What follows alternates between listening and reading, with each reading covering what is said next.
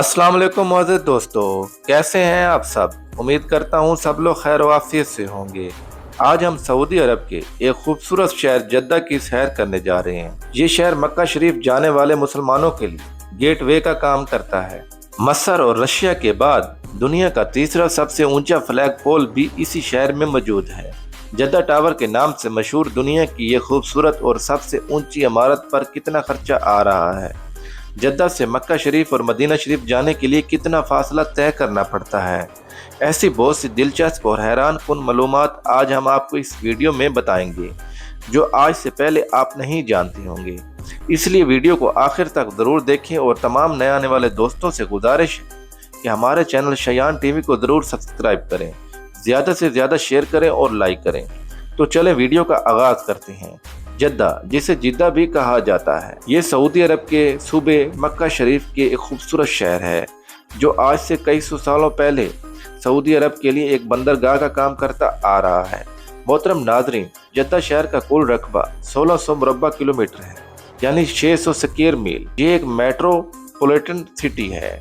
इस शहर की कुल आबादी 2022 की आखिरी मरदमशुमारी के मुताबिक 37,51,721 लोगों पर मुश्तमिल है। अगर बात करें यहाँ फी किलोमीटर आबादी की, तो यहाँ 1 किलोमीटर के अंदर 2300 लोग आबाद हैं, यानी जगह कम है और आबादी बहुत ज़्यादा है। ये शहर हजाज के इलाके बहर अहमर के साहिल के साथ वाक़या है।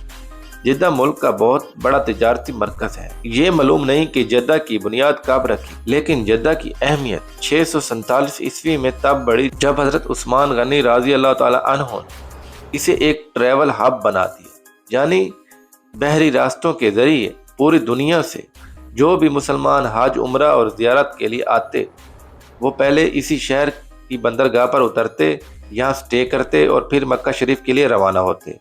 यानी ये शहर मक्का जाने वालों के लिए एक गेट वे का काम करता आ रहा है, हत्ता कि आज दिन तक भी कर रहा है, क्योंकि आज भी पूरी दुनिया से मुसलमान एक बहुत बड़ी तादाद में हज, उम्रा और ज़ियारत के लिए जद्दा एयरपोर्ट पर लैंड करते हैं।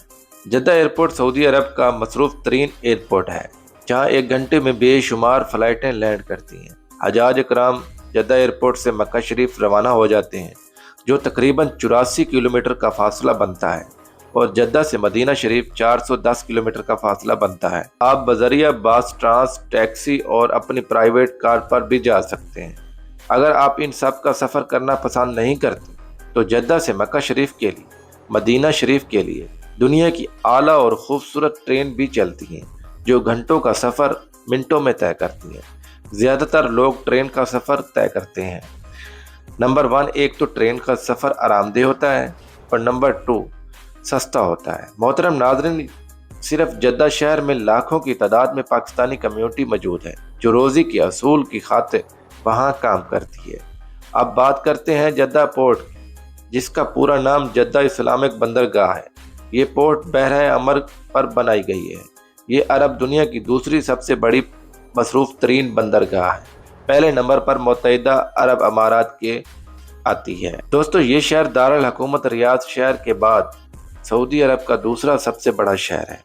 हर साल इस बंदरगाह से 130 मिलियन डॉलर की सरमायाकारी की जाती है। मोहतरम नाज़रीन, सिर्फ जद्दा शहर सऊदी हुकूमत को सालाना 235.6 बिलियन डॉलर की सरमायाकारी करके देता है। यहाँ के रहने वाले वतनी अरबियों की फी का आमदनी पर नज़र डाली जाए तो 48,500 डॉलर है, जो पाकिस्तानी 1,94,91,274 रुपये के बराबर है, और इंडियन 40,04,905 रुपये के बराबर है। जिद्दा का फ्लैग पोल दुनिया का तीसरा सबसे बड़ा फ्लैग पोल है, जिसकी ऊंचाई 561 फीट यानी 171 मीटर है। ये 2014 से 2021 दुनिया का सबसे ऊंचा फ्लैग पोल था। इस पोल को बनाने में 500 टन स्टील का इस्तेमाल किया गया है। ये आज भी एक बेस्ट टूरिस्ट जगह है।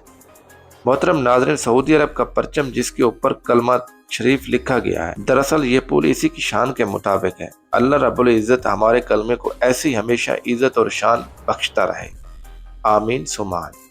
दोस्तों, आपने अक्सर वीडियोस में सोशल मीडिया पर रोड्स के ऊपर 2 पुलों की मदद से कुरान पाक बना हुआ देखा होगा।